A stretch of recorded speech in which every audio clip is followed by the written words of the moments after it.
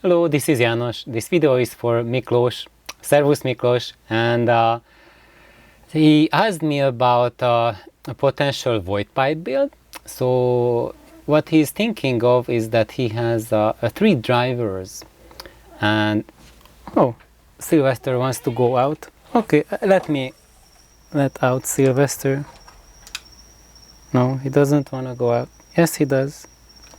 Please hurry up. Okay, he's taking his sweet time. All right. So back to the drivers.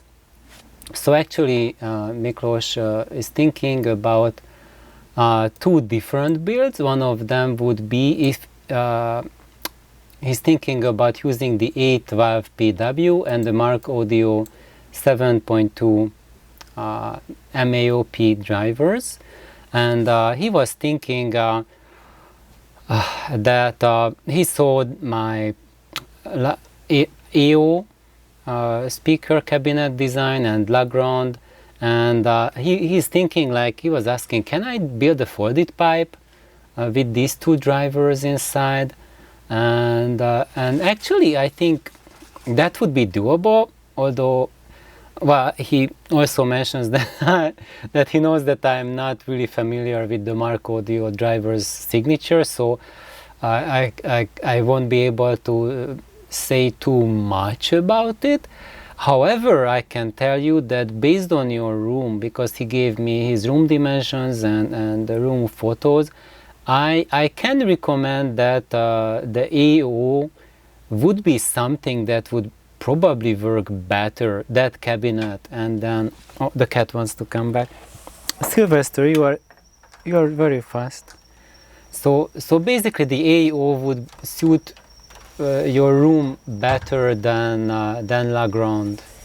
So I think what I noticed for myself is that when the room dimensions are the same, like as in your case 4.5 meters by 4.5 meter, the Lagrange doesn't like it, and that's an understatement. However, the AOs are a lot more forgiving with that, and if you don't mind, I'm going to go through your photo where you show the room, because I can give recommendation on the layout, which is I think at least as important as the cabinet choice. So before we get into it, let's just think about these 2 drivers. Thank you for compiling the TS parameters for all 3 drivers, and actually this is really helpful. And I've been it took me a couple of days for this response, because I've been thinking about it, and what I think is that for the folded pipe, how you can fold it and make it work well is to put the base driver at the top of the pipe and put the mid-high below that. And this is like contrary to conventional wisdom, because we always put the highs to the top and the lower, as you go lower, you go lower. But in this case, you want to fold the pipe with the base driver at the end of the pipe. So in the inside the cabinet, it won't be like a traditional folded pipe where you have the driver in the middle of the fold, but the woofer will sit at the very end of the inside of the cabinet, and that's where the pipe will start running down, and it will make a turn coming up, and it will end up at the top. And you can have the port going up, so the port will be firing up. And why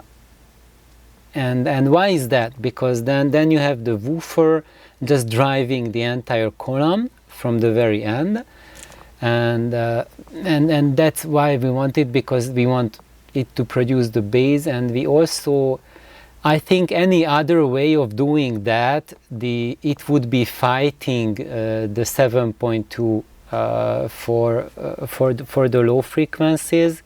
And this way, when they are in the same air column, they won't be fighting each other as much. And yes, I do recommend go with the second order crossover you were going.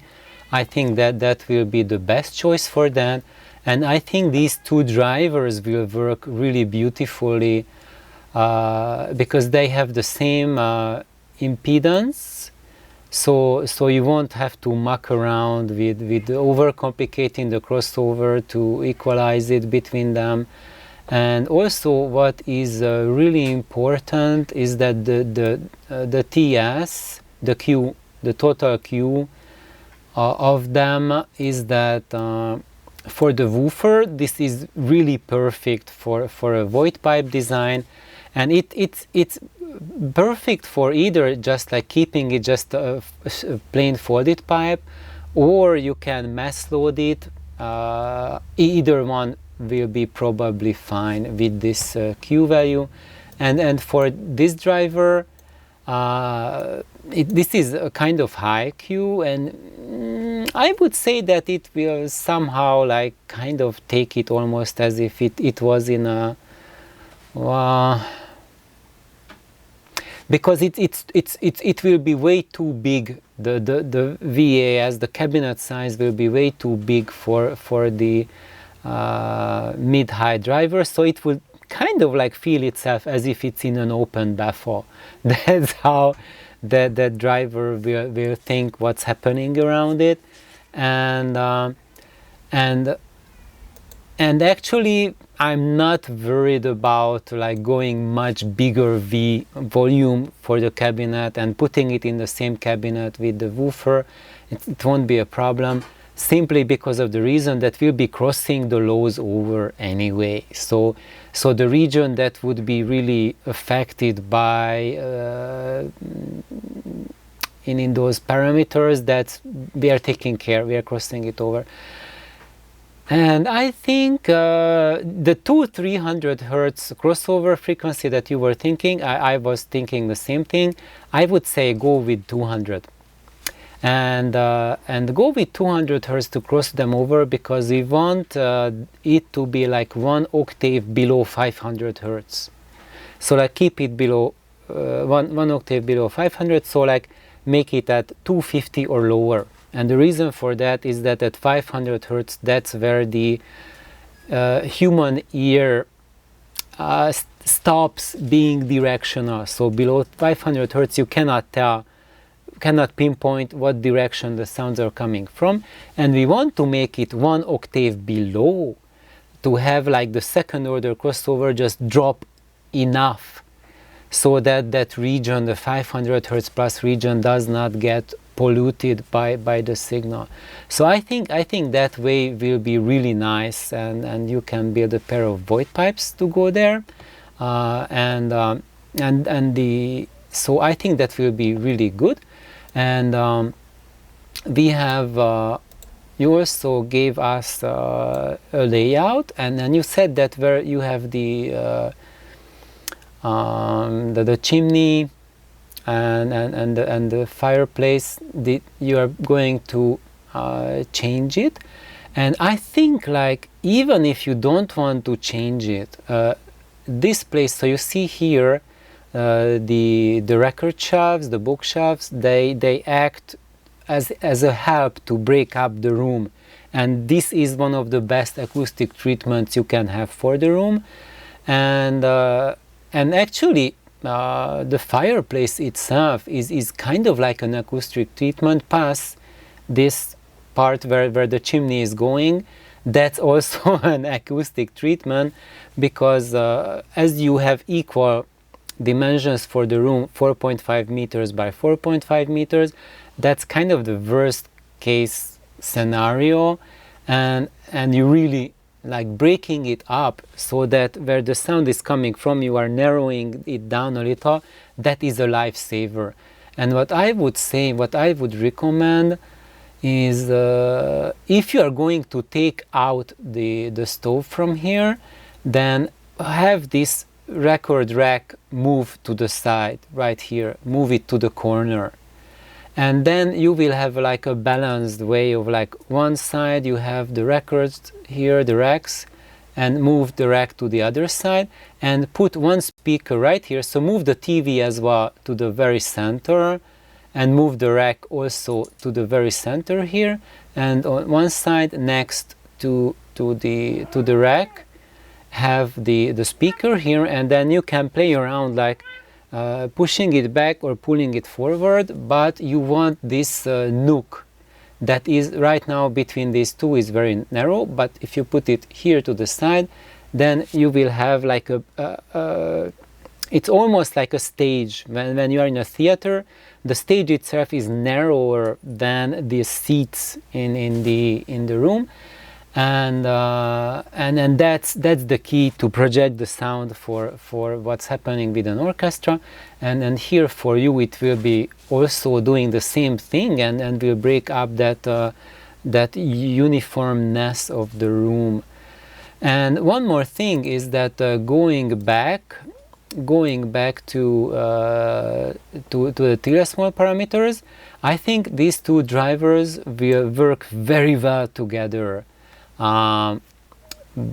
because the woofer is like 3 dBs more efficient than the other driver, and that is very important, because for the woofer you will need to put out more, and that will help with the bass even more than they were at the same level, because of when we are crossing it over, plus efficiency decreases as we go down with the frequencies.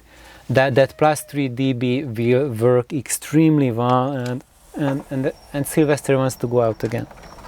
That's what he does. It's nuts. It's like every 5 minutes, in and out, in and out. And I'm keeping the door closed because it's super high humidity outside, and you see I'm sweating. I have to turn on the AC. So anyway, so I think this will be a really nice thing to do, to have these two drivers work together. And for this one, this is a more efficient one, the 11 MS. It has a very strong motor, higher efficiency.